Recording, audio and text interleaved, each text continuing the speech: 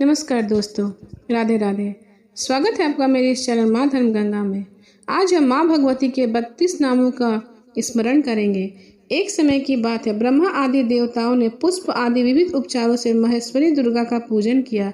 इससे प्रसन्न होकर दुर्गति नाशिनी दुर्गा ने कहा, देवताओं मैं तुम्हारे पूजन से संतुष्ट हूँ, तुम्हारी जो इच्छा हो मांगो, मैं दुर्लभ से दुर्लभ वस्तु भी प्रदान करूंगी।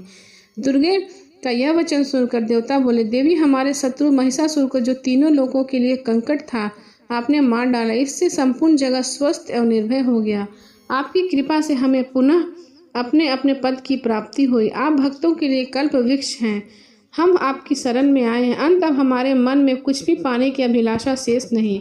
हमें सब कुछ मिल गया, तथापि आपकी आज्ञा है, इसलिए हम जगत की रक्षा के लिए आपसे कुछ पूछना चाहते हैं। महेश्वरी, कौन सा ऐसा उपाय है जिसे शीघ्र प्रसन्न होकर आप संकट में पड़े हुए जीव की रक्षा करती हैं? देवेश्वरी, यह बात यथार्थ गोपनीय हो तो हमें अवश्य बताएं।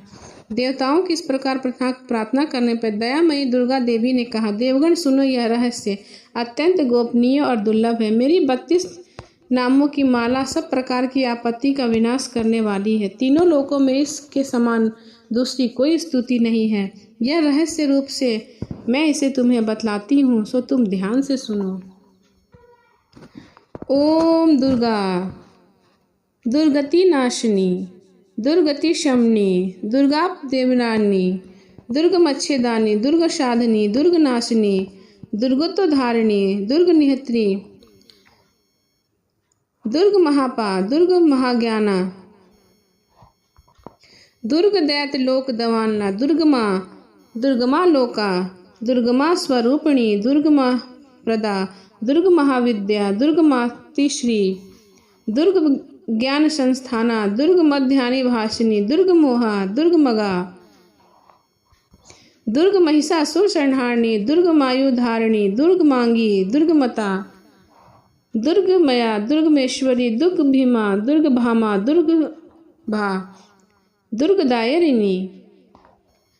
जो मनुष्य दुर्गा के इस नाम का पाठ करता वह निसंदेह सब प्रकार से भयमुक्त हो जाता है।